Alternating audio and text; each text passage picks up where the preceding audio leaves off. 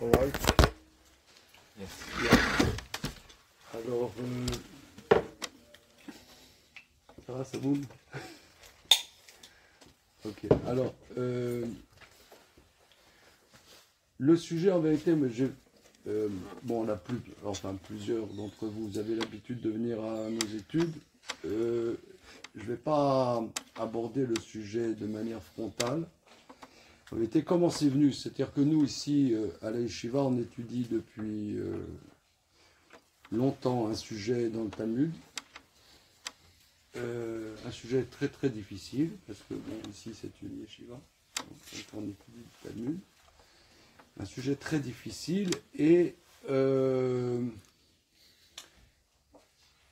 au fil du temps, une problématique s'est mise à jour. Parce que, si vous voulez, il y a beaucoup de côtés techniques. Dans l'étude du Talmud, il y a beaucoup de côtés techniques. Et pour arriver à comprendre de quoi ça parle, des fois, ça prend beaucoup de temps.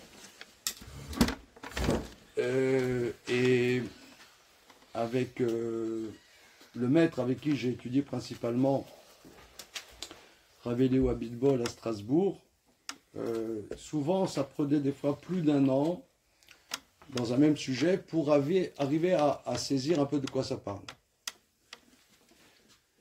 Et je pense que ça c'est quelque chose de général pour arriver à voir de quoi ça parle. Il faut du temps, il faut connaître beaucoup de choses et se poser des questions. Et donc, nous, on étudie ici le 3e chapitre du traité Baba Batra. Donc, peut-être qu'il y en a parmi vous qui ne savent pas qu'est-ce que c'est le Talmud. Vous savez qu'est-ce que c'est le Talmud? Oui? Vous en avez de la chance. Je vais quand même expliquer un peu qu'est-ce que c'est, parce que je pense que les gens ne savent pas vraiment.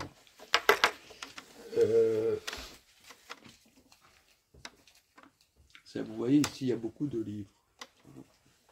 Il y a pas mal de livres. Ces livres, en vérité, principalement, c'est des commentaires du Talmud. Maintenant, dans le Talmud, il y a plusieurs entrées. Notre tradition est fondée de la manière suivante. Notre tradition juive, c'est qu'au Sinaï, Moshe Rabbeinu a reçu la Torah écrite et son commentaire oral.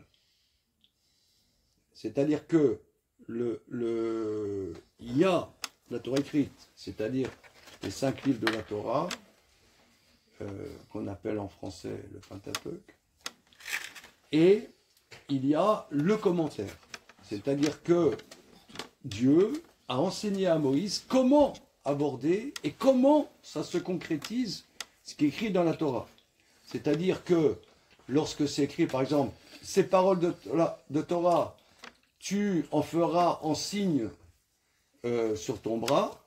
Signe sur ton bras, ben, c'est quoi un signe sur ton bras? Tu mets un tatouage de paroles de Torah, c'est un tatouage, c'est quoi? Alors, tradition orale nous dit, c'est ce qu'on appelle les téphilim. Et là, il y a, Maïmonide dit, il y a 10 lois orales qui nous expliquent, que Moshe a reçu au Sinaï, qui nous expliquent 10 lois, les téphilim, c'est 10 choses extrêmement précises.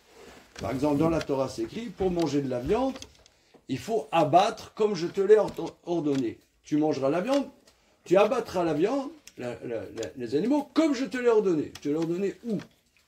Et ordonné où?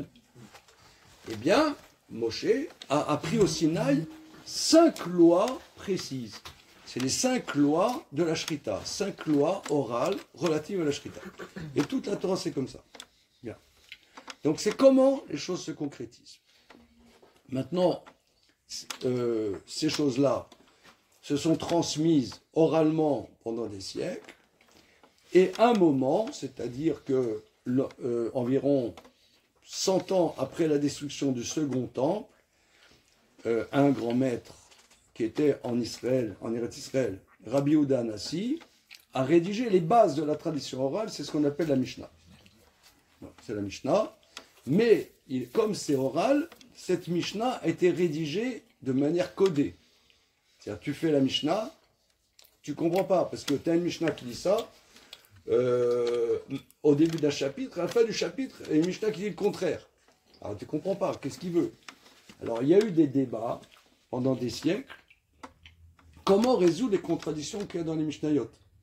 Ces débats, ça a été rédigé principalement à Babel, ce qu'on appelle Babel, aujourd'hui c'est l'Irak. Le gros de la communauté, il y a 1500 ans, était en Irak. Et ça a été rédigé le Talmud de Babylone. Maintenant, le Talmud de Babylone, il faut savoir l'étudier. Donc il y a une tradition. On peut l'étudier d'une manière, on peut l'étudier d'une autre manière. Donc c'est une science. C'est une science. Et tous ces livres-là, et ce n'est qu'une partie, hein, ces livres-là, c'est des commentaires principalement sur le Talmud. Comment aborder, comment comprendre le Talmud, un aspect, un autre aspect, un autre aspect. Bon, c'est toute une science. Voilà. Alors nous, on étudie ici, dans cette yeshiva, on étudie, c'est ça notre activité principale, et on étudie en particulier le 3e chapitre du traité Baba Batra. Quelqu'un peut ouvrir la porte peut-être? Comment c'est rentré? Ok, tout va bien. Alors, maintenant, voilà. Donc, le point qui, en révisant, cet été j'ai un peu révisé ce qu'on avait étudié, il y a une problématique qui s'est mise un peu à jour. Le sujet, c'est le suivant. C'est pas celui. C'est bon.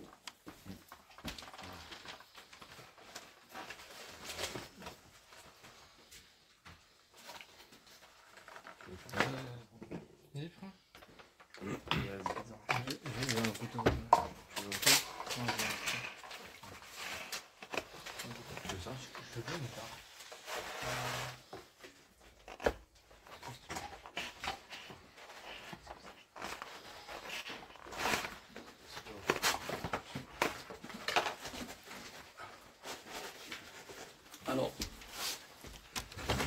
au début de la paracha de Shoftim, dans le Varim, le verset dit comme ça.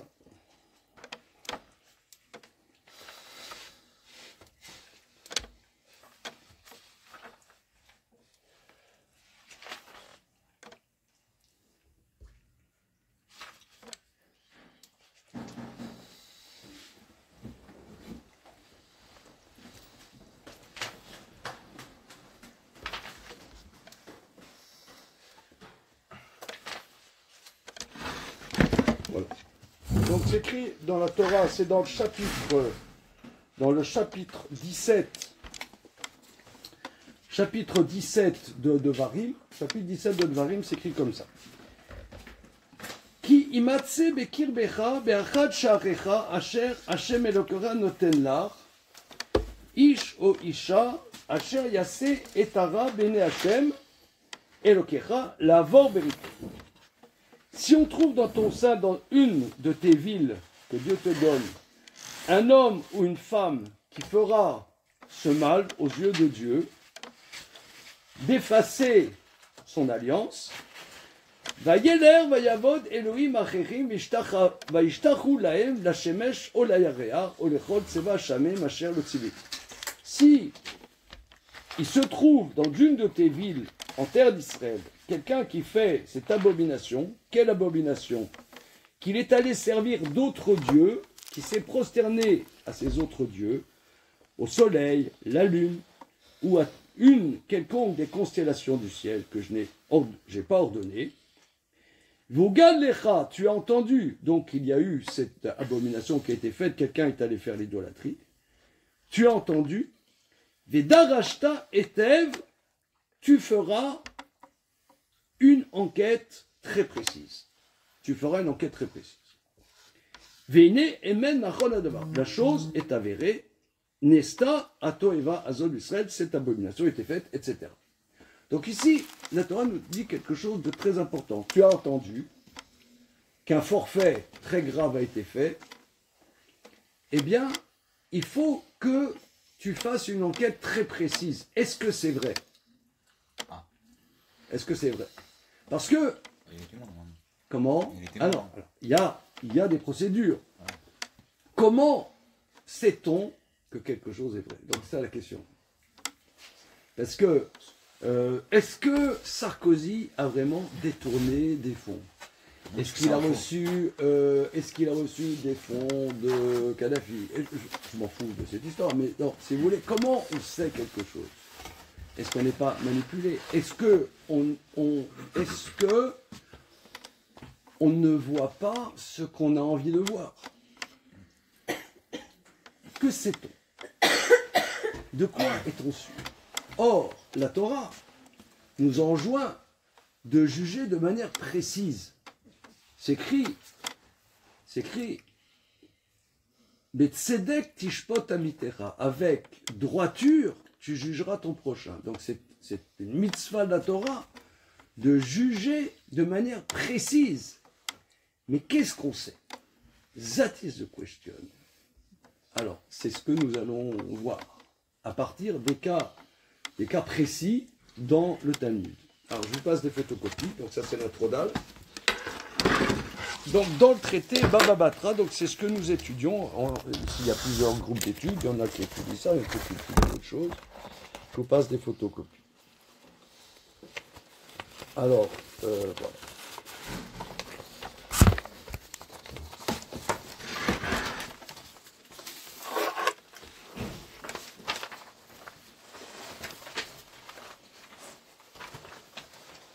Alors, le troisième chapitre, Gary, bonsoir.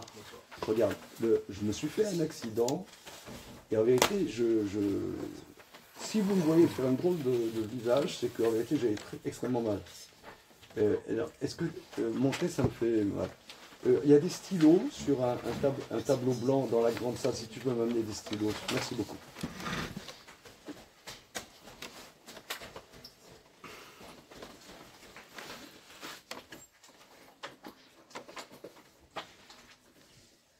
Alors, regardez, ce qu'on va voir, c'est en araméen, c'est bon, hein, araméen. Oui, ça roule, hein. Oui, ça va bien. C'est tranquille. Merci beaucoup.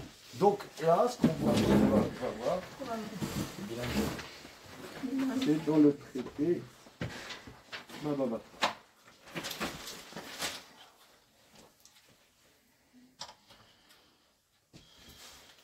Baba Batra. C'est-à-dire c'est du droit civil.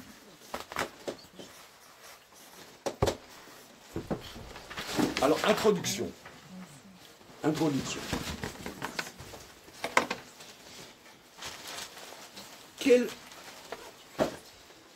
Le troisième chapitre parle. Comment sait-on qu'un bien immobilier appartient à un tel plutôt qu'à un autre? Comment? L'acte de propriété. L'acte de propriété, très bien. Acte de propriété. Maintenant, il faut savoir que la Mishnah s'était rédigée à 2000 ans, grosso modo. Hein, et que c'était une société, on pourrait dire archaïque, assez archaïque. Il n'y avait pas de cadastre. Ouais, donc à l'époque de la Mishnah, à l'époque du Talmud, il y a 1500 ans dans l'Empire perse, il n'y avait pas de cadastre. Par contre, des actes de propriété existent. Maintenant, quelqu'un a perdu son acte de propriété. Qu'est-ce qu'il fait? Il se pend, il se par la fenêtre, qu'est-ce qu'il fait? Hein? Alors, il y a un recours à ça. C'est ça le sujet troisième chapitre. Si il y a des témoins patentés, hein, qu'est-ce qu'on appelle témoin? Comme tu as dit tout à l'heure, Johan, la notion de témoin. Alors ça, qui est apte à être témoin, c'est analysé dans un autre traité, c'est dans le traité Sanhédrin, troisième chapitre. Hein? Alors aussi, pour les personnes qui n'ont pas l'habitude des études talmudiques, il y a la semaine dernière un monsieur juif qui je sais pas, il a fait les plus grosses études du monde, sauf tout talmudique. Et qui est venu ici et il voulait savoir un peu ce que c'est le Talmud. Je lui dis, la base de la tradition juive, c'est du droit. C'est quelque chose de très important. Il y a, on pourrait dire, de la pensée juive, vous avez déjà entendu parler de la pensée juive. Voilà. tout ça c'est très très bien, mais la base, on pourrait dire, de la tradition juive, c'est du droit.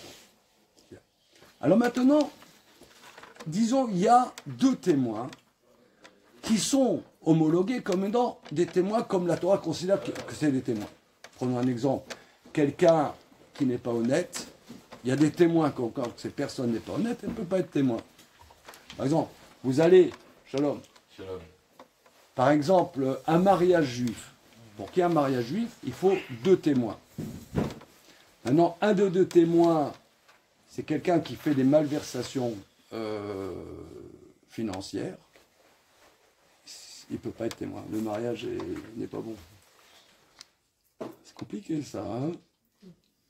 Ouais. Donc, si vous vous mariez, il faut avoir des témoins. Mais comment va-t-on savoir? Je vous donne un exemple. J'ai étudié longtemps à Strasbourg, dans les yeshivas d'un maître. Mon maître s'appelle Ravelu Abitbol. Il y avait une cour là-bas, à l'yeshiva. Et il y avait un mariage. Et je voyais, mon maître, il était au deuxième étage. Et alors, je lui ai dit, mais qu'est-ce que vous faites là? Je sais pas, il y a le mariage en bas, dans la cour, pourquoi vous êtes là? Il m'a dit, j'ai peur qu'on me demande d'être témoin, et un rabbin, est-ce qu'il peut être témoin? Il y a du fric qui passe entre ses mains. Est-ce qu'il est au-dessus de tout soupçon?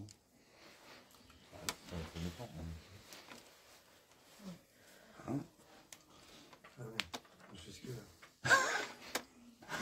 Bon, ok. Alors, ce étant, donc voilà. Donc maintenant, je reprends le point central. Pour attester que quelqu'un a un bien immobilier, comme vous avez dit très justement, il faut un acte de propriété. Maintenant, cette personne a perdu son acte de propriété. Donc, il y a un recours. C'est le sujet du 3e chapitre du traité Baba Batra. C'est s'il y a deux témoins, patents, qui attestent que cette personne a eu une jouissance de son bien de manière continue pendant 3 ans, et qui dit ce terrain est à moi parce que je l'ai acheté d'un tel, et depuis j'ai une jouissance continue pendant 3 ans. Que ça veut dire jouissance? Alors j'ai labouré le terrain, j'ai récolté pendant 3 ans, ou bien un appartement, j'ai reçu le loyer de cet appartement et j'ai des preuves pendant 3 ans. Voilà. Alors, si il a ces témoignages et qu'il argumente, c'est pas seulement que j'ai des témoins, que j'ai une jouissance de ce terrain, mais il argumente en disant je l'ai acheté d'un tel, alors il a gain de cause. Il a gain de cause. Bien. Maintenant, encore, voilà, c'est bon. Bien. Alors maintenant, s'il y a des témoignages contradictoires, c'est ce que nous allons voir dans le traité. Alors le 3e chapitre, on est dans le folio 31. Ah. Est-ce qu'il y a une photocopie encore pour notre ami David là? Ah, c'est pas la télé, hein, on va bosser. Hein. Comment? Je connais par cœur, d'accord. Alors, le point, ce troisième chapitre est un chapitre central du Talmud, parce que c'est la question lorsqu'il y a des contradictions et des doutes. Il y a des doutes. Bien. Alors, regardez, alors n'ayez pas peur si vous n'êtes pas, habitué trop ni à l'hébreu ni à l'araméen, je vais lire, je vais traduire. Mais ce que j'aime bien, c'est qu'on ait un texte devant nous pour qu'on se rende compte de quoi on parle. Bien. Regardez en haut, la première ligne, vous voyez 2 points à la fin de la première ligne, et c'est là où nous commençons. Zéomer chez l'avotaï, ve zéomer chez l'avotaï. Celui-là, il dit c'est à mes pères, et celui-là dit c'est à mes pères. Donc il y a un terrain, et quelqu'un dit c'est le terrain qui appartient à ma famille, et l'autre il dit c'est le terrain qui appartient à ma famille. Bien. Alors si vous voulez, le point est le suivant. c'est que les biens immobiliers ont des particularités. C'est que il n'y a pas une preuve formelle que c'est à toi. Prenons par exemple, monsieur, il a une chemise. Monsieur Nathan, vous avez une chemise avec des rayures rouges, briques. Voilà. Moi, je dis, rends-moi ma chemise. Ouais, quand t'es un peu culotté. Hein, C'est vrai que tu étais chez moi Shabbat, il pleuvait, ta chemise était détrempée, je t'ai dépanné en te passant ma chemise, mais rends-la moi. Il dit non, cette chemise est à moi. Qui a raison? Qu'est-ce que vous dites? Il n'y a pas un siman, normalement? Comment? Il n'y a pas un siman? Qu'est-ce que tu me sors des trucs qu'est-ce que ça c'est un autre sujet, c'est un objet perdu. Ça, ouais, mais alors ça, pour ça sûrement. Il l'apporte, à vous de trouver une Comment? preuve. C'est lui qui l'apporte. Voilà, alors, là, il y a une notion très importante, c'est la présomption. Présomption. C'est ce qu'on appelle en hébreu la chazaka. Chazaka, c'est-à-dire présomption forte. La présomption, c'est que s'il l'apporte, c'est que jusqu'à nouvel ordre, c'est à lui. C'est pas une preuve. Regardez, là, il y en a qui font du droit, là. Tu fais du droit, hein? Ou ouais, alors, regardez, ici, là, en réalité, c'est ce que le but de notre sujet, c'est que vous sentiez le problème. Comprendre, je ne dis pas moi que je comprends le sujet, mais sentir déjà le problème. Cette chemise de notre ami Nathan, c'est à lui ou non? On présume. Ah, on présume. Est-ce que la notion de présomption est importante d'un point de vue juridique? Alors, je parle dans le droit hébraïque. Oui. Oui. Parce qu'en vérité, la vérité, on ne la sait pas. On ne sait pas la vérité. On approche la vérité. Moi, je dis, je t'ai prêté une chemise Shabbat parce qu'il pleuvait beaucoup. Je te raconte un scénario. En vérité, on me donnerait le bon Dieu sans confession, comme on dit en français. Comment on dit, avec une tête d'ange. Ouais, j'ai l'air honnête. Mais qu'est-ce que... Mais bon, en même temps, j'ai l'air honnête.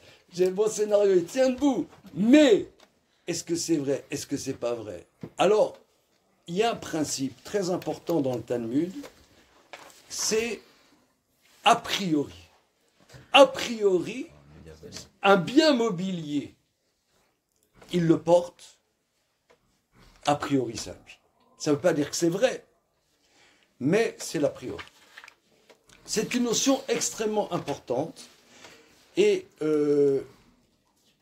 même au niveau de l'histoire des idées, il y a quelqu'un qui essaie de comprendre. Oui, ok. Je vais vous dire, ça c'est un sujet transversal dans le Talmud. Comment aborder les choses quand on ne sait pas la vérité? Comment aborder les choses et comment trancher? Il y a X années, j'étudiais avec mes élèves et compagnons d'études le traité Ktubot. Les 2 premiers chapitres du traité Ktubot, c'est le même sujet. Et j'ai voulu voir est-ce que dans la pensée générale, la pensée occidentale, le sujet est abordé. Et j'ai cherché au rayon sciences à la FNAC. J'ai cherché un livre, gestion des doutes.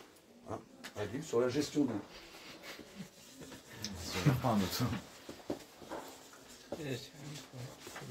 Gestion des doutes. D'un professeur d'Harvard qui s'appelait Bernstein, évidemment. Ah oui, mais d'Harvard, un professeur d'Harvard. Oui. Ok. Bien. Et alors, j'ai le livre encore chez moi. Il commence. Les premiers qui ont thématisé la gestion des doutes, c'est le Talmud dans le traité Ktubot. Il commence son truc comme ça. C'est parce que, en vérité, si vous voulez, la pensée grecque et la pensée talmudique, c'est très très différent. La pensée grecque cherche la vérité. la vérité, toute la vérité, et dit je le jure. Ouais.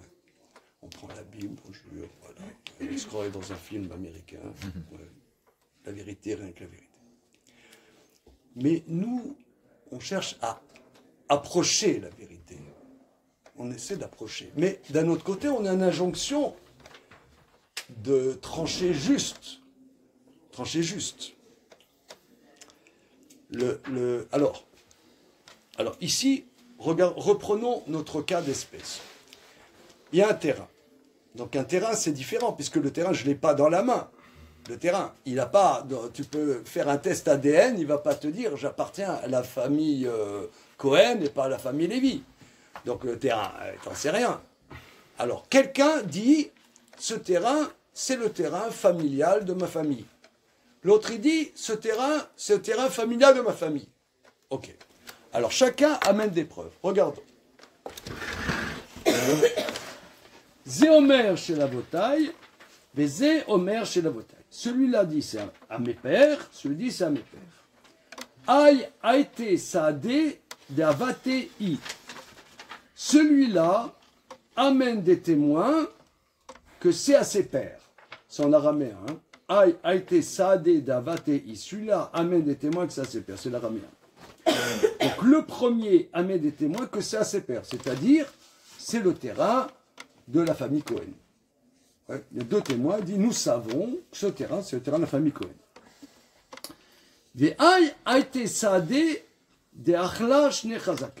Celui-là amène des témoins qu'il a consommé les années de 3 ans de présomption forte. Hein, ce qu'on a dit dans l'introduction, que si quelqu'un a des témoins qu'il a consommé 3 ans, et qu'il dit, qu'il argumente en disant, parce que quelqu'un il peut dire, moi je ne sais pas qui c'est, j'ai consommé 3 ans, personne ne m'a rien dit, je dis que c'est à moi. Ça, c'est pas une preuve.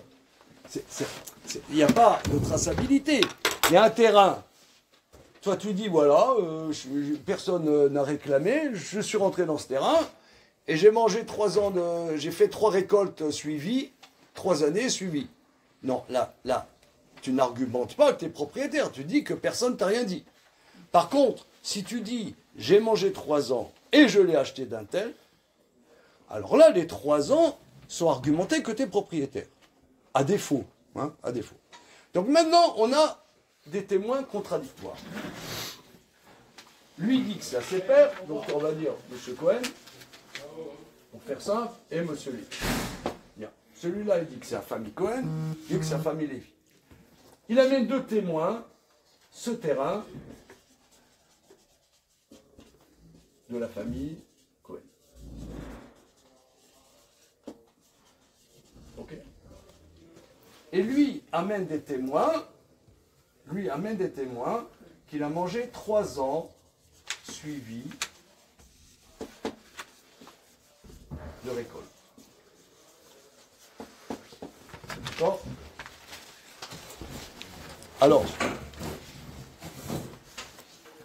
qu'est-ce que vous dites, Jonathan? Moi, je suis pour le Cohen. Quoi? Jonathan Cohen, qu'est-ce que tu dis? Pour le Lévy, pour le Lévy. Comment il y a Lévy Cohen?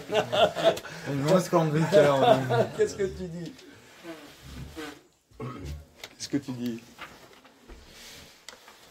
Ça appartient au propriétaire de la famille Cohen, je pense. Comment? Je pense que c'est pour les Cohen. Pourquoi? La famille Cohen, parce que ils disent que ça leur appartient. Ils ont des témoins que ça leur appartient. Lui, il s'est planté, le monsieur Lévy. Il a dit, c'est le terrain de ma famille. Et il a 3 ans d'usufruit sur le terrain. Il a 3 ans d'usufruit sur le terrain. Mais quand il dit, c'est le terrain familial, en réalité, il n'a pas de preuve que c'est sa famille. Alors, il n'a pas de preuve là-dessus. Donc lui, il dit, j'ai 3 ans suivis, mais il ne dit pas qu'il l'a acheté, par exemple, de la famille Cohen. S'il avait dit, j'ai acheté la famille Cohen, Fénarios. Mais là, c'est pas ce qu'il dit. Lui, il dit, c'est le terrain de ma famille. Donc là, par rapport à ça, il est dans le cirage. Parce que, comme je vous l'ai dit précédemment, le fait de consommer 3 ans n'est pas une preuve en tant que telle. Ou alors ça voudrait dire que la propriété se fait sur la base de la longévité de la possession. Non, De l'usufruit, en tout cas. non. Là, c'est ce que je viens de dire il y a 5 minutes. C'est, il y a quelqu'un, qu'est-ce que tu fais dans ce terrain? Qu'est-ce que je fais dans ce terrain? Bah, j'ai vu, comme dirait l'autre, j'ai vu de la lumière, je suis rentré, et ça fait 3 ans que je suis là, je squatte. Ben, donc là, c'est pas une preuve que c'est à toi. Squatter ne donne pas une propriété. Ça dépend où. Oui, ça, Il y a très bien qui vont bientôt, je crois. ça dépend où. Mais d'un point de vue logique, vous serez d'accord que squatter ne donne pas une propriété. Squatter, tu es un squatteur, tu dégages. Ça fait 15 ans que tu es là, mais tu n'as pas un droit là-dessus. Ça ne te donne pas un droit. Hein? Une société logique. Voilà. Ok? Donc là, le fait qu'il a 3 ans, mais il n'a pas d'argumentation, puisqu'il a dit que c'était à sa famille. Or, ça ne peut pas être le terrain familial de la famille Cohen, le terrain familial de Lévi. C'est le terrain des Bettencourt, le terrain de Rothschild, le terrain, je ne sais pas moi, de Bolloré. C'est rien, Il y a un migo. Ouais, tout de suite, tout de suite. Ah oui, non, non, non. Tu as lu la suite?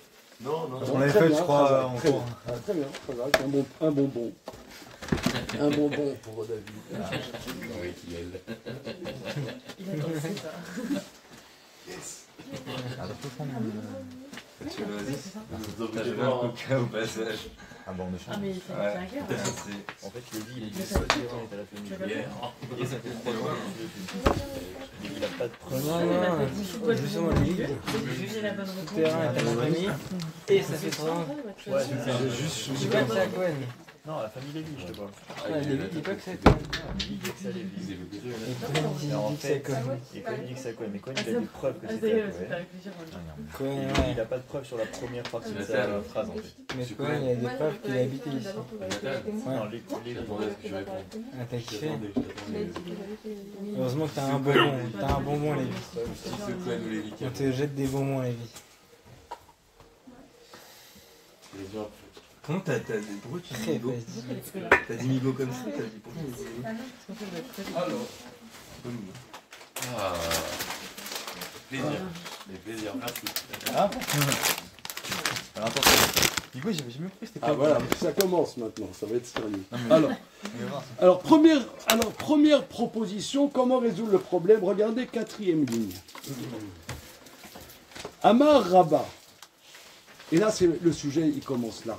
Amar Rabba. Donc Rabba, grand maître de la communauté juive à Babylone. Amar Rabba. Malo le shaker.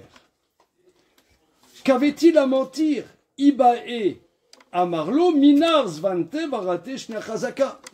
En vérité, quand lui il dit, il a des témoins qui ont mangé 3 ans suivis de récolte.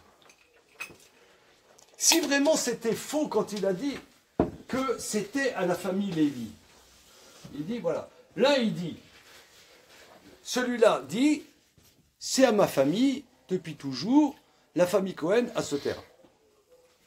Lui dit non, c'est moi, monsieur Lévi, ce terrain est la famille Lévi. Bien. Il amène des témoins, famille Cohen. Lui, il a 3 ans suivi de récolte, sans contestation. Pendant 3 ans, il a eu des... Voilà. Si en vérité c'était un menteur, il aurait pu demander à un juriste, dis-moi, je suis menteur, comment je peux gagner dans cette histoire? Tu n'as qu'à dire la chose suivante. Tu as 3 ans suivi, et tu dis, et je l'ai acheté de toi. En vérité, qu'est-ce que tu fais dans ce terrain?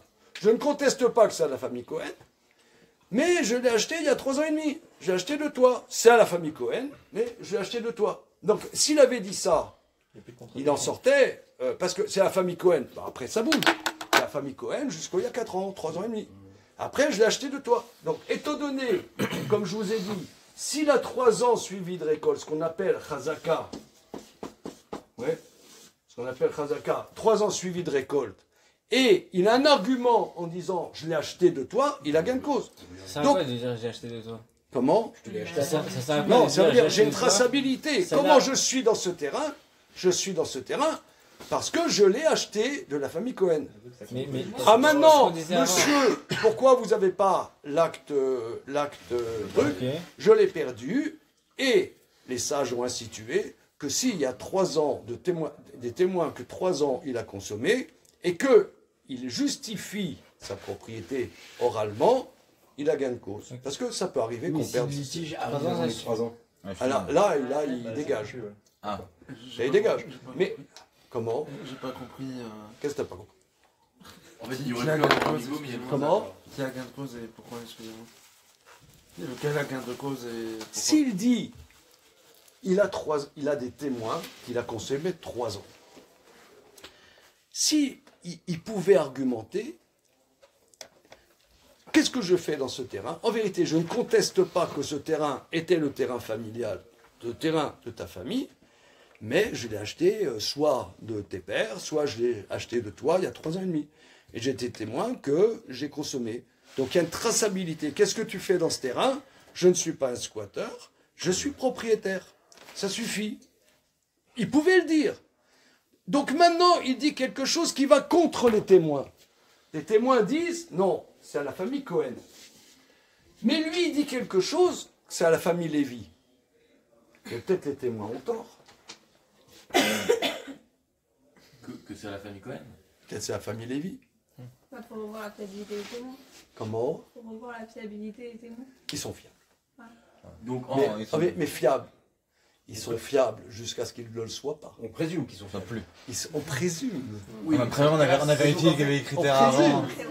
Non, Voilà, c'est plus regardez, présumé. qu'est-ce qui est vrai, qu'est-ce qui est faux? Oui, mais sans That doute. is the question. Sans doute de tout. Donc, en fait, fini. Ah, la Torah, elle dit, la Torah, elle dit que quand tu as 2 témoins, c'est la preuve imparable. Voilà. C'est la preuve imparable. Mais peut-être que c'est des grands rabbins, ils ont des mains plus grandes que moi, qui savent tout. Mais Ce qui fonde tout ça, c'est la bonne volonté. Pas une fois. C'est la bonne foi, voilà. non, il n'y a pas de bonne foi. Bah, si. Il n'y a pas de bonne foi. Il n'y a pas de bonne foi. Il n'y a que des... Tu mets du fric en jeu, la personne la plus fiable, elle peut flancher. On suppose pourquoi, quel intérêt y a-t-il à mentir? Ah, voilà. Mais, C'est ça que je veux dire, pas bonne foi. si tu veux... Alors voilà, Si, elle a l'argent. je reprends ce que toi tu dis. Qu'est-ce que cette personne, finalement, apparemment, ce qu'elle dit, ça paraît authentique. Puisque si elle était fourbe, elle avait un argument béton. C'est ce que, David, ce que tu as dit, c'est un concept talmudique, c'est le concept de migo. Migo, c'est-à-dire, il y a un conflit, il y a 2 personnes en débat, on ne sait pas qui a raison. Si quelqu'un pouvait se sortir avec un argument qui passait complètement passé crème, ouais, Il a un mauvais français. il Hein. passait crème, et qui prend un argument par contre contestable, il n'y a pas de raison de ne pas le croire, puisque s'il était fourbe, il avait un joker. Il n'a pas utilisé le joker, c'est qu'en vérité, il est authentique. Donc d'un côté, ce type-là qui dit que c'était la famille Lévy, il paraît authentique. Mais d'un autre côté, j'ai 2 témoins qui, d'après les critères de la Torah, sont la base du droit civil et pénal. C'est-à-dire que, c'est écrit dans la Torah, c'est justement dans Parashat Shoftim, que lorsque on ne sait pas et qu'il y a des problèmes, il y a des fautes, il y a des préjudices, la base de la preuve dans la Torah, c'est 2 témoins, si tant est que ces témoins rentrent dans des critères d'être des bons témoins. Donc c'est la base, c'est écrit « Alpi Shneedim Yakum Davar ». Sur la bouche de 2 témoins sera instruite l'affaire. Pour instruire une affaire, 2 témoins. C'est ça, Migo. Donc là, comment? C'est ça, Migo. Non. Ça c'est les témoins. Mais en face de ça, j'ai une preuve de sincérité. Qu'est-ce qui est plus fort? La sincérité ou le droit? Khazaka ou Nigo, c'est ça? Non, Alors, est-ce que ah, le non, témoin ou Migaud? Ah oui, témoin. Mais l'autre, Lévi, il a des témoins aussi pour son. Oui. son usufruit. Oui, Ah mais, oui, oui. mais il a. Mais pourquoi cet imbécile a dit que c'était à sa famille? Parce qu'il a vécu Parce que trop c'est un mal. Talmud Chacham, il connaissait l'existence de Migo. Il pensait de Migo, il s'est dit je vais. Non, Mais les c'est avoir. plus fort au final, hein. C'est plus fort au final que sa Chazaka, puisque du coup, là, on vient de remettre en question le Migo, Alors, qui au final se base alors sur des regardez témoins. la suite. Donc on a un premier avis qui dit que lui a gain de cause. D'accord? Bien. Deuxième avis. Donc là, on est à la 6e ligne. À Marlo Abaye. Abaye rétorque à son maître Rabat. Il faut savoir que Rabat, c'était le grand maître à Babylone et il y a son maître Abaye. Ils avaient des drôles de prénoms à l'époque. Hein. C'était. Une drôle de prénom. Imaginez, je ne sais pas, vous avez un fils, vous l'appelez Abaye. Hein, c'est drôle. Alors, 6e ligne. Amarlo Abaye. Abaye, donc élève du premier, il dit Mali les shaker, be makom edim lo amrinam. Qu'est-ce qu'il avait à mentir? En présence de témoins, on ne dit pas ça. Donc, Abaye, en vérité, réfute son maître. D'ailleurs, c'est très intéressant au niveau de la méthode. On voit que dans le Talmud, un élève peut s'opposer à son maître. On n'est pas mon maître vénéré, etc. Ouais, on peut avoir un maître vénéré, mais ne pas être d'accord avec lui, et on peut avoir gain de cause. Bien. Donc Abaye dit, maître, je ne suis pas d'accord, parce que quand il y a des témoins, une sincérité, un argument, même s'il paraît sincère, un argument n'est pas une preuve. Par contre, la Torah nous dit que 2 témoins, c'est une preuve. Donc, on ne tient pas la sincérité de la personne. Ça, c'est la première thèse. C'est deux témoins qui disent que une chose et que la personne l'assume. Je veux dire, si quelqu'un dit j'ai fauté et que deux témoins approuvent cette chose, je n'ai pas compris. Si 2 témoins disent non, je veux dire, si quelqu'un dit j'ai fait une faute, oui, une faute en quoi, en pénal? Ouais. Oui. Il est pas acquitté. Non, ça c'est seulement dans des cas très rares où l'aveu exempt. Oui. Ouais. C'est des cas rares, c'est CNAS, non CNAS. Okay. En général, l'aveu, bon, ça, on ne parle pas de pénal, Okay. si on parle de droit civil. Hein. Okay. Pénal, ça rentre dans autre chose. Alors maintenant, donc ça c'est la première thèse. Maintenant, les commentateurs démontent ce qu'on vient de dire. Parce qu'en vérité, la suite de la Gemara, je vous en fais cadeau, je vous le dis oralement, la personne, quand elle a dit que c'était à mes pères, elle n'a pas eu gain de cause, puisque l'autre avait des témoins, et que Abaye nous dit qu'une sincérité en face de témoins ne fait pas le poids. Bien qu'en vérité, on pourrait se poser la question, s'il est sincère. Donc, si vous voulez, moi, ce que j'aimerais, là, quel est mon but pour l'existence ce soir? C'est que on sente la fragilité des certitudes. Mais nous, dans la vie, on est certain de quelque chose. Par exemple, il y en a qui disent il y a un génocide à Gaza. Voilà. Ouais. Il y a un génocide à Gaza. Alors nous, les feuges, on sait que c'est faux. Voilà. D'accord? Nous, on sait que c'est faux. C'est dans son Dans lesquels, Alors, surtout, à l'UEJF, on sait que c'est faux. Bien. l'UEJF, oui. Alors maintenant, Pas forcément. Les caméras dans le je sais c'est pas. vrai ou faux? Maintenant, qu'est-ce qu'on sait? Qu'est-ce qu'on sait? En vrai, rien. Non, on ne sait pas. Tu étais là-bas, tu as vu, tu as su. Qu'est-ce Par que les tu cousins sais? qui sont à l'armée. Bon, alors c'est bon, vrai, tu as la propagande. Alors, J'avais pas oui, raison pour nous, accompagner. on sait que c'est faux. Pourquoi?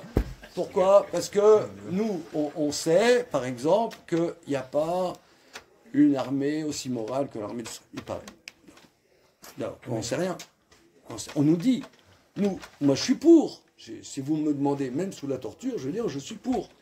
Maintenant, une armée morale, je sais pas, Contradiction dans les termes. comment? Ça semble être une contradiction dans les Une termes. contradiction, c'est-à-dire une armée morale, je sais pas, on t'attaque, Oui, morale, ça veut tu butes ton ennemi, je veux dire, c'est ça qui est moral, c'est de buter ton ennemi, donc je vois Voilà, pas... avec les civils, sous-entendu. Non, ok, non, je rentre pas dans le sujet, Ah, ouais.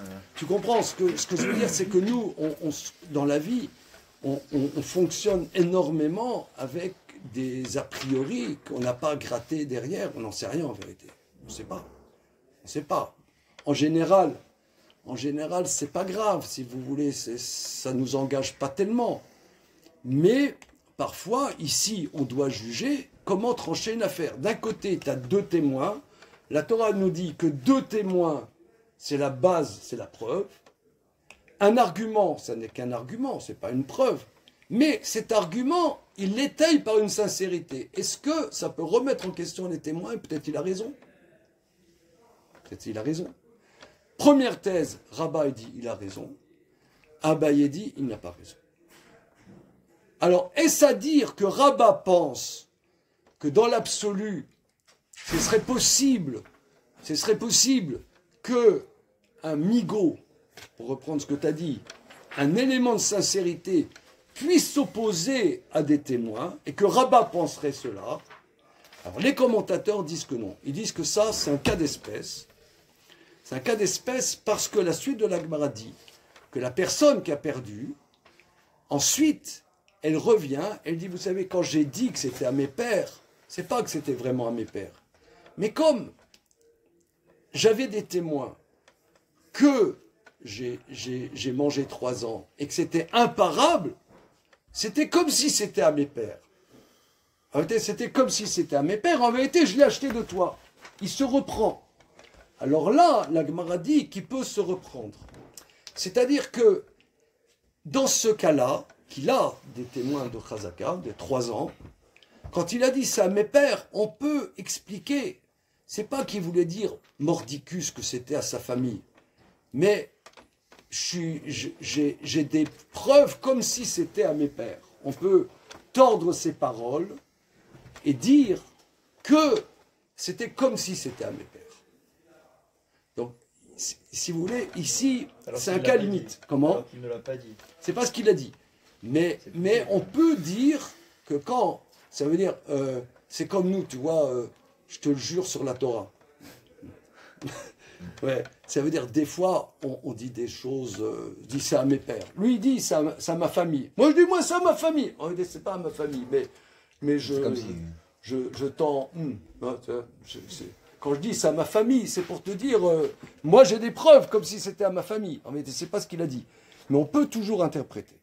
Alors, je vais vous Pour le la famille Cohen, rapporter. Il n'y a pas du tout de témoin. Comment? Pour la famille Cohen, il Il n'y n'y a aucun témoin. aucun témoin. Non, si, Ah bah si. si, il y a des témoins que c'était à la famille Cohen. Ah voilà, Non. donc il y a 2 autres témoins. Alors, regardez. Pour la famille. Ouais, famille Cohen, Oui, mais là, vous Il y a avez 4 deux témoins. témoins sur il y a le- 0. Ah, c'est comme si c'était quand il jure. Voilà. Non, il ne jure pas, mais il dit que c'était à ses pères. En vérité, ça n'a jamais été à ses pères, mais c'est une manière de dire. Si vous voulez, aussi, il faut comprendre. Regardez ici, tout de suite, on va dire, et si vous voulez, il y a quelque chose de subtil Ah, ici. d'accord, ok. Il y a quelque chose de très subtil. Ok, j'ai compris. C'est très subtil. Et c'est pour ça que ça s'appelle la tradition orale.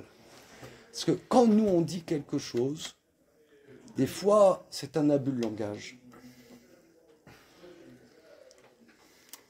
Des fois, c'est un abus de langage. Quand je dis ça à mes pères, ça ne veut pas dire... Donc, c'est ouais, maintenant, c'est un ping-pong. Quand il y a 2 témoins qui disent que c'est la famille Cohen, est-ce qu'on peut remettre en question cette certitude? Ça, c'est le premier élément. Oui ou non. Deuxième élément. Quand quelqu'un dit que c'est à mes pères, est-ce que on peut comprendre, c'est à ses pères, c'est pas vraiment à ses pères, mais il en est tellement convaincu que ça lui revient que c'était comme si c'était à ses pères. C'est-à-dire, quand quelqu'un dit quelque chose, ça ne l'enferme pas forcément dans la limite des mots. Des fois, quelqu'un dit quelque chose pour... toi, tu dis... je sais pas, par exemple, à la synagogue, il y a des places. Ouais, il y a des places. La place de M. Cohen et la place de M. Lévy. Bien. Il y a quelqu'un, il vient, mais ça c'est ma place. Mais c'est la place toujours. Mon père, il était là, mon grand-père, il était là à la synagogue, à Marrakech. Ouais. Mais c'était ma place. C'est la place de mon père, c'est la place de mon grand-père. Et l'autre, il dit, non, c'est la place de mon grand-père. En vérité, il n'a jamais voulu dire que c'est la place de son grand-père. Mais c'est en vérité, je peux te prouver que c'est à moi. Mais moi, j'ai voulu en bon français, excusez-moi l'expression, te niquer, quoi. Enfin, toi, tu dis que c'est à tes pères, moi, je dis que c'est à mes pères. Mais j'ai jamais voulu dire que c'est à mes pères. Donc, est-ce que on peut prendre ça en compte? Que quelqu'un, il dit ça, simplement, pour t'envoyer paître. C'est la place de mon père et de mon grand-père à la synagogue. Et non, c'est la place de mon grand-père. Mais c'est la place de mon grand-père, ça n'a jamais été la place de mon grand-père. J'ai voulu dire ça, j'ai des preuves, ça fait 3 ans que je suis là. Donc moi, je t'envoie balader. Tu dis que c'est à ton père? Non, c'était à mon père. J'ai jamais dit que c'était... Mais monsieur, vous avez dit que c'était à ton père. C'est une manière de dire, c'était pour t'envoyer paître. Est-ce que ça aussi, on peut le prendre en compte? En fait, quand on est ça vous plaît pas, ça? Hein? Alors, fort du raisonnement de sincérité, on peut aller jusqu'à dire ça. C'est ce que les commentateurs disent. Voilà. Donc vous voyez, ça c'est comment trancher à travers ces bizarreries humaines. Hein? Alors on va voir un deuxième cas sur ce sujet. Parallèle à ça, il y a beaucoup de passages dans le Talmud qui se ressemblent. Il y a un cas proche de ça dans le traité Baba Metzia 81b. Je vais vous passer des photocopies.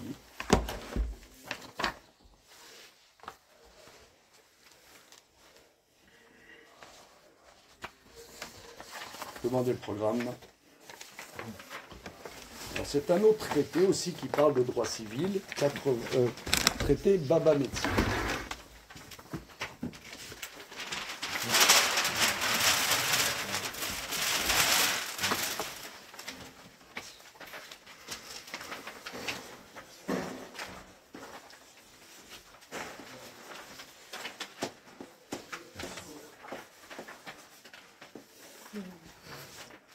Bien.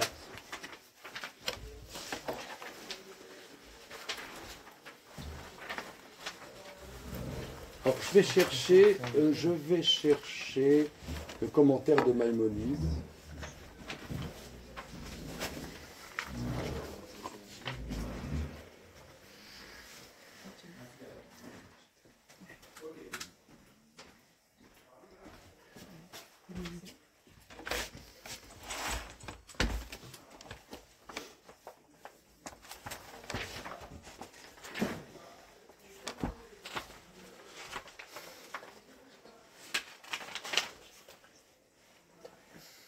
Bien.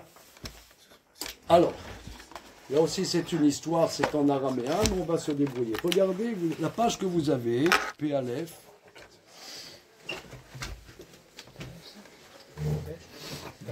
C'est 1, 2, 3, 4, 5, 6, 7, 8, 9, 10, 11, 12, 13, 14e ligne. 14, hein. Ça va 14, on va se débrouiller. Ah où? Aou Gavra? Oui, Aou Gavra. Alors c'est en araméen, mais je vais vous le traduire. Alors, le point c'est le suivant. Maintenant, là-bas, on parle de la location. Je loue, alors à l'époque évidemment, il n'y avait pas de voiture, je loue un âne pour amener de la marchandise d'un endroit à l'autre. Hein? Bien, je loue un âne. Alors, si je loue quelque chose, j'ai des responsabilités. Je reviens, et l'âne, il est mort. Ouais. Comment ça se fait qu'il est mort? Peut-être tu l'as volé. Tu me dis qu'il est mort. Peut-être tu l'as volé. Peut-être tu m'as loué un âne en mauvaise santé. Peut-être c'était un âne qui était défectueux. Voilà, très bien. Alors, il y a plein de questions. Si par exemple, la foudre est tombée sur l'âne, là c'est complètement indépendant de ma volonté. Là, s'il y a des témoins, je suis exempt en tant que locataire. Ouais, loueur. D'accord. Bien. Alors, Aou Gavra, on est 14e ligne. Aou Gavra des Ogirle Chamra le Chavre. Cet homme qui a loué un âne à son prochain. Amarle, Chazé, Lotizol, Be Ucha de Narpakod et Kamaya. Alors, le propriétaire dit au locataire, on dit locataire pour un bien mobilier? Oui. Il dit au locataire, je te demande instamment que tu n'ailles pas par le chemin de Narpakod, parce que c'est un chemin où détrempé, et les ânes y glissent et ça va faire un accident. Je te loue l'âne, mais à une condition que tu n'ailles pas par ce chemin où il y a de l'eau et c'est dangereux. Je ne veux surtout pas que tu ailles par là-bas. Ok.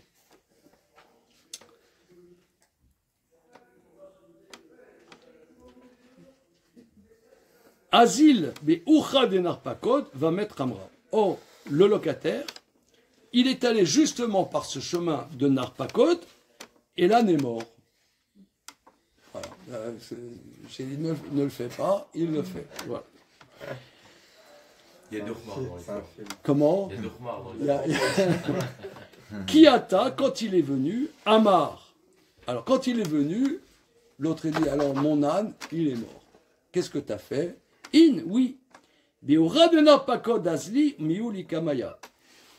J'ai pris le chemin de Narpakod, mais il est mort d'autre chose, je sais pas, il a eu une insolation, mais il n'y avait pas d'eau. Putain, regarde, il prend pour un. Il n'y avait pas d'eau. Officiellement, quoi. Peut-être pas. Il n'y avait pas d'eau. Mais c'est probable. Comment? C'est probable, son récit se tient. Oui, mais c'est plus Ça probable. se tient que pas. parce que Il y a, c'était le mauvais chemin. regarde. Il Regarde dit la pas le suite. droit. Il se tient. Alors, mais qu'est-ce qu'on sait? Bah, c'est ça qui est passionnant, c'est que c'est un litige. C'est que Mais là, c'est Ouais, du mais 90% de 10. faut Hein. Il y a- cogner le récit au fait. Mais Alors, faut qu'il monte de mais quoi il est Kamaya, mort. alors De quoi une il est mort, seconde, la suite. Amarlo Rava. Alors Rava, il dit, ici, bon, il y a, si vous voulez, l'étude du Talmud, c'est vraiment une science. Dans la Gemara d'avant, dans le passage d'avant, on avait vu Rabba, et maintenant c'est Rava. Bon, il y a des grandes discussions. Est-ce que c'est le même que ce qu'on a vu avant? Parce que ce sont- Rava ou Rabat. Bon. Je ne sais pas, vous avez fait du latin, du grec non? Vous Ouais, avez un fait petit peu. Ouais, j'ai fait beaucoup, excusez-moi, je suis désolé, mais quand on fait du latin, du grec, il y a ce qu'on appelle les leçons du texte. Par exemple, je suis allé assez jeune étudier à l'Yeshiva, mais j'étais un peu destiné pour faire des études littéraires et j'ai fait latin-grec. Bon, c'est comme ça. Mais bon, pour vous dire que quand on fait, par exemple, du Sophocle dans le texte ou du Cicéron, du Tite-Live, etc., il y a plusieurs versions. Ça s'appelle des leçons du texte, en bon français.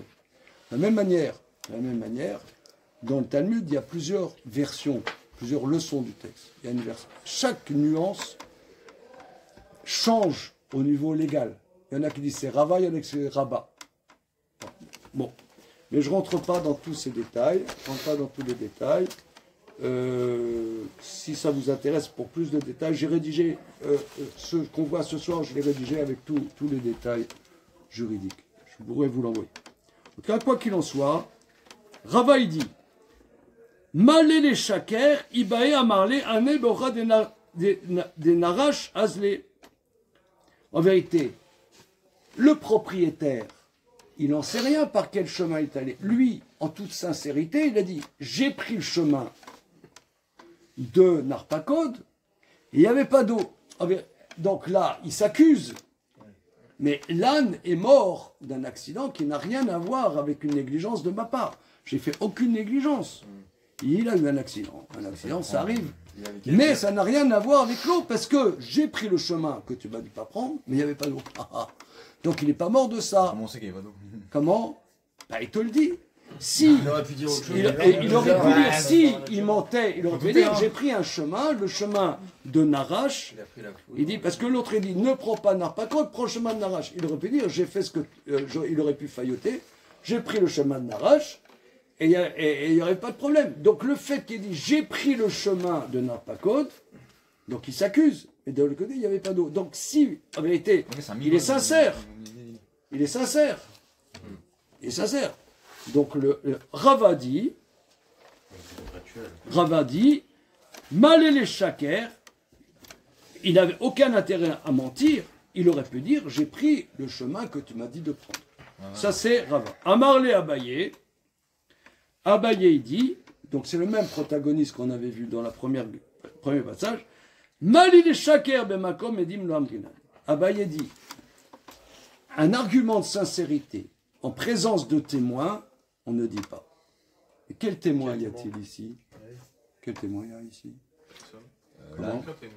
Comment? Il n'y a aucun témoin. Il n'y a aucun témoin. Alors Les qu'est-ce oiseaux, que... peut-être. Quoi? Sur le chemin. Les oiseaux. Quoi? Les oiseaux. Ah, mais ça compte pas, hein. Quel témoin? L'argument Ah, de sincérité en présence de témoins, on fait de témoins, On on ne fait dit... quoi? Ah ben il Il y a un dit... star on- quand il loue l'âne.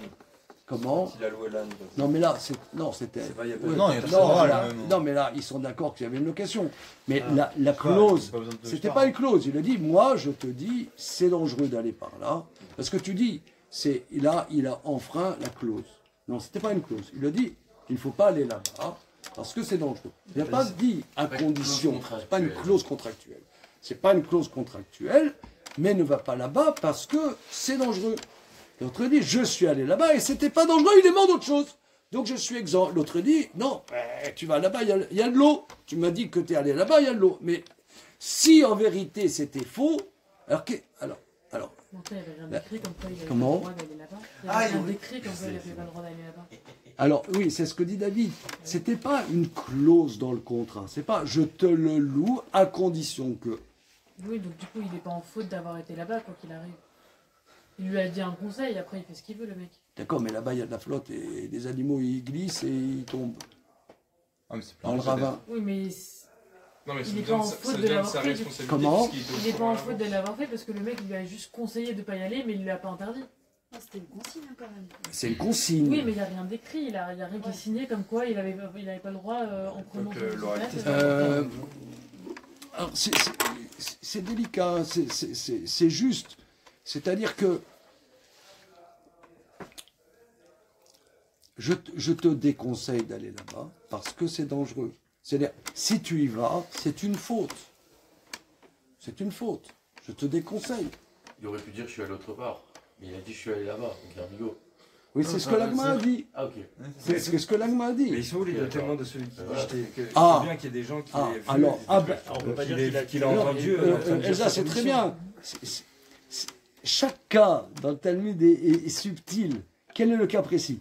Mais je suis d'accord. Il faut expliquer comme ça que c'est pas une clause dans le contrat, mais si tu le fais, c'est une faute parce que c'est dangereux. Il dit, je suis allé par là-bas et il n'y avait pas d'eau. Il n'y avait pas d'eau. Donc il est mort d'autre chose. Donc je suis exempt. Je suis exempt. Là-dessus, Rava dit, si c'était faux, et qu'il y avait de l'eau, il aurait pu dire, j'ai pris le chemin que tu m'as dit propre, parce qu'il n'y a pas de témoin. Il n'y avait pas de témoin qu'il est mort à cause de l'eau et qu'il a pris ce chemin qu'il ne devait pas prendre. Il n'y a pas de témoin. Donc il aurait pu mentir. Donc le fait qu'il ne mente pas, c'est un élément de sincérité. Là-dessus, Abaye dit, on ne dit pas un élément de sincérité en présence de témoins. Maintenant, nos amis disent, quel témoin? Alors regardez le commentaire de Rachid. Ça peut pas être lui-même le témoin? Comment? Il a dit. Ça peut pas être lui-même. Alors, il peut- un témoin pour ce... Il a fait un aveu. Il Comment? a avoué qu'il est passé par ce chemin. Donc c'est un aveu quelque part. Mais oui, mais ce terrain, est-ce qu'il y avait de l'eau ou non?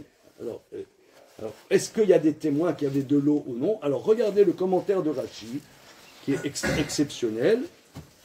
Alors, pour les personnes qui n'ont pas vraiment l'habitude, le commentaire numéro 1 du Talmud, comme du texte de la Torah, c'est Rashi. Non, c'est bien après, je crois.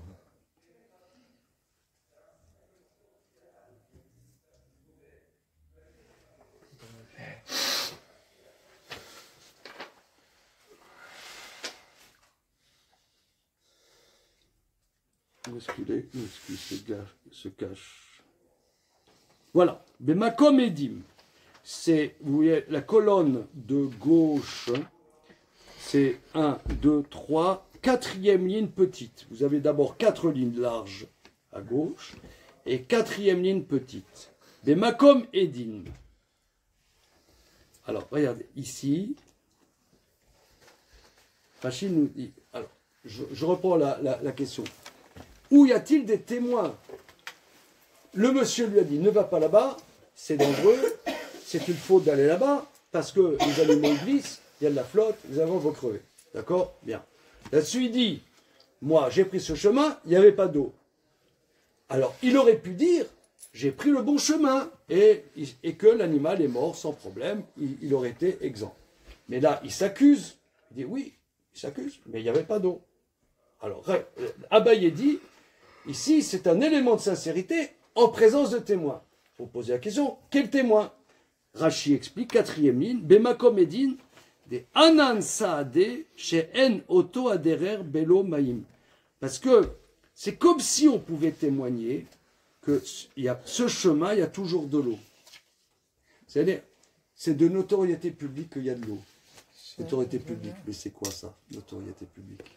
Ça veut dire que c'est bien connu. Genre, on met directement Comment? Ça veut dire que c'est bien connu des gens, il y a plusieurs personnes qui passent par ce on a vu chemin qu'il y avait de l'eau. Voilà, tout le monde c'est déjà- de notoriété publique qu'à Paris, il y a la Tour Eiffel. Bon, maintenant, avant de venir ici, j'ai reçu une annonce sur WhatsApp que le Qatar avait enlevé la Tour Eiffel. Il n'y a plus la Tour Eiffel. Mais ça, on sait que c'est fake. Comment? Et d'ailleurs, on est bien d'accord que l'attentat du 11 septembre 2001 à New York du Twin Towers, c'est faux. C'était une manipulation de la CIA, Bien c'est sûr. du Mossad. Toujours, mais ça, on peut même pas le dire. ça. On est d'accord. Mais. D'ailleurs, les gens sont même pas morts, d'ailleurs, en vrai. Comment? D'ailleurs, ils sont même pas morts, en Oui, vrai. c'est les sionistes qui nous ont dit ça. Voilà, bien sûr. Hein, bien sûr, toujours. C'est le chef de la propagande. Ouais. Il y a quand même des choses qui se voient, malheureusement. Il y Comment? a quand même des choses qui se voient. Qui se voit? Qu'est-ce qu'on sait? Oui, enfin, Ah, les Matan- thèses négationnistes, C'est Matan Torah. Comment? les thèses négationnistes sont l'illustration du fait que Ça, même... c'était il y a longtemps, c'est pas la douille. hein. Voilà. Mais ouais, si Ça, tu c'est veux, vrai, sur un- c'est un peu le sujet. Ah, Tu vois, c'est un peu le sujet. Il y a quelqu'un, il va te dire, les chambres à gaz n'ont pas existé. La preuve, personne n'en est revenu. Donc ça veut dire personne n'est venu témoigner. Donc ça veut dire que ça n'a pas existé. Entre parenthèses, il y a la mère d'un de mes meilleurs amis qui était dans une chambre à gaz. Et il y a une panne. Ils ont ressorti les personnes. C'est comme ça que mon copain il est né, parce que ça, Quelle preuve. Je vois que c'était bien une chambre à gaz. et c'est pas vraiment une preuve, puisque ça n'a pas marché. Donc il n'y a pas vraiment de preuve. Là, si vous voulez, qu'est-ce qu'on sait?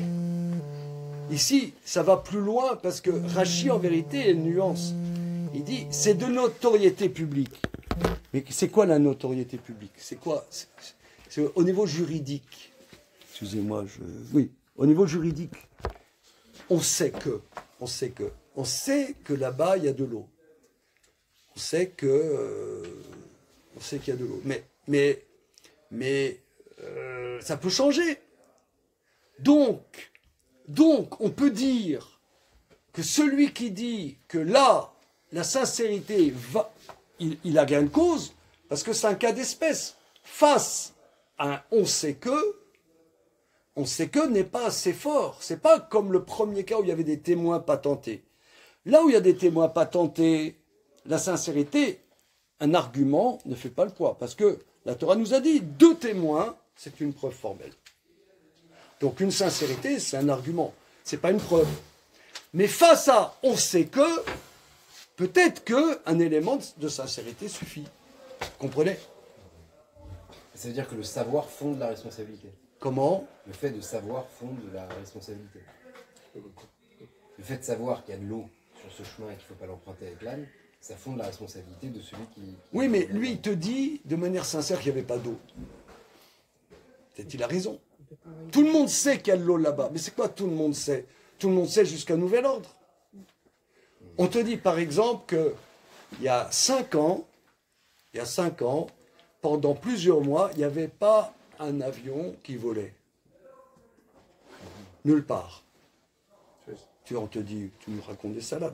Moi, je vais dire à des gens qui n'ont pas vécu le Covid, nous allons dire, je ne sais pas, dans 20 ans, je ne sais pas, je serai encore de ce monde, mais disons, vous direz, vous, dans 20 ans, dans 30 ans, vous direz à vos petits-enfants, tu sais, en 2021, c'est ça, hein 2020, en 2020, pendant plusieurs mois, on était confinés chez nous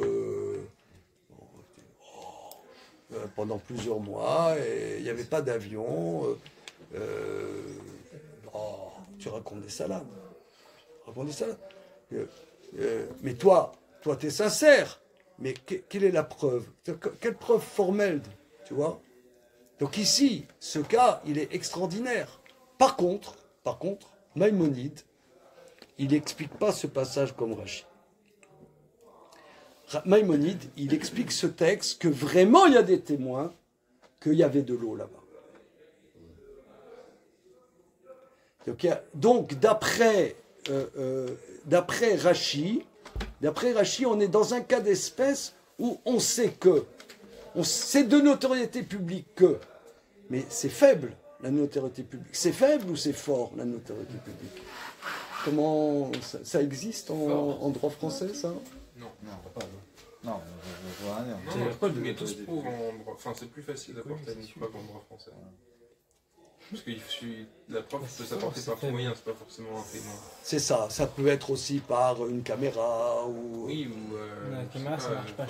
Ou par un document qui caméra, ça vaut rien. On peut se re-rendre sur place, voir s'il y a de l'eau actuellement et se dire que s'il y a de l'eau actuellement, il y aurait eu... D'accord, mais c'est pas une preuve qu'il y a 2 mois, il y avait de l'eau. Mais c'est ça s'appelle un début de preuve. S'il y a suffisamment de début de preuve, on peut dire qu'il y a un faisceau d'indices. Voilà, alors si vous voulez, ça c'est voilà, c'est ça le cœur du sujet. Un faisceau d'indices ne veut pas dire une vérité. Non. Pas forcément. Pas forcément. Et je faudrait donc... Ça crée l'ADN, même l'ADN, ça veut pas dire. Et c'est à l'autre. Même l'ADN, tu peux pas prouver. Ah, pour les mêmes enfants. Il y avait de la preuve. Même si l'ADN match, tu peux pas prouver qu'une affaire est liée à l'autre. Donc si vous voulez, là je vous ai rapporté un ensemble d'éléments qui, moi, quand on a étudié ça, donc nous à l'Yeshiva, il y a des détails un peu plus complexes, j'essaie de vous le faire de manière digeste, mais en révisant, et aussi, j'ai vu que c'est une thématique très, très d'aujourd'hui. Il y a un auteur qui s'appelle Gérald Bronner, je ne sais pas si vous avez entendu parler, qui a sorti un livre à l'assaut du réel. Entre parenthèses, j'ai commencé à lire ce livre, je ne l'ai pas trouvé folichon. Entre nous. Vous avez lu comme pub, quand même. Ouais. Il y a beaucoup publié, pareil. Dès qu'il est sorti, je l'ai acheté. Parce que, comment? Faut pas l'acheter. Volez-le. Non, mais... Un Rama qui dit voler un livre. Parce que j'ai commencé à le lire, j'ai pas trouvé. Bon, je vous le conseille pas. Je vous le conseille pas. Mais par contre, la thématique, j'ai trouvé la thématique très intéressante. Et c'est cette thématique qui m'a éveillé à ce sujet, que on se laisse très facilement berner par quelque chose qui nous paraît vraisemblable et pas vraiment vrai. Et je pense que ça, c'est le fond du sujet. Comment des juges sont-ils habilités à trancher quand ils ne savent pas? Alors la Torah nous donne des outils. On a plusieurs outils. Une sincérité, des témoins, mais tout ça, c'est une approche. La Torah nous dit, la base des preuves, c'est les témoins. Et même ça, est-ce que c'est absolu ou non? Est-ce que ça a des limites ou non? C'est le débat. C'est le débat. Par contre, j'aime bien, dans mes études, outre les études talmudiques, vous conseiller des lectures. J'ai lu un livre qui est proche de ça, de cette thématique. Un livre, le titre, je ne sais pas s'il va vous plaire, ça s'appelle, c'est un de mes fils qui m'a conseillé de lire ce livre, je l'ai lu cet été, ça s'appelle Psychologie de la connerie. Excusez-moi. Mais alors, c'est un livre, par contre, il est excellent. Il est excellent et c'est aussi la même thématique. Comment on n'a pas la patience d'aller plus loin que notre a priori. Et c'est ce qu'on appelle la connerie. Souvent, dans la vie, on se plante parce qu'on est convaincu de quelque chose. Alors, il y a des grands économistes qui ont travaillé ça, en particulier Kahneman et Tversky. Comment on fait des choix et comment ça se fait que souvent on se trompe dans nos choix parce qu'on n'analyse pas les choses, on ne prend pas le temps d'analyser. C'est ça le sujet, si vous voulez, de fond. Comment analyser les choses. Voilà, les amis, quelques éléments de réflexion. En quoi, disons, notre tradition nous donne des outils pour analyser, pour réfléchir et aller plus loin que l'a priori des choses. Voilà. Merci, c'est ça ce que je voulais voir avec vous. Merci. Merci d'être venu. Si vous avez le document, vous avez parlé sur, vous avez fait sur le Oui, droit civil. je vais sur. Ce que vous avez dit sur le droit civil. Oui, je vais vous l'envoyer. Voilà. C'est sur notre site d'ailleurs. Ouais, je vais vous l'envoyer. Bien, merci. Très intéressant. Vous connaissez Étienne Klein? Quoi? Étienne Klein, vous connaissez? Étienne Klein. Qui donne des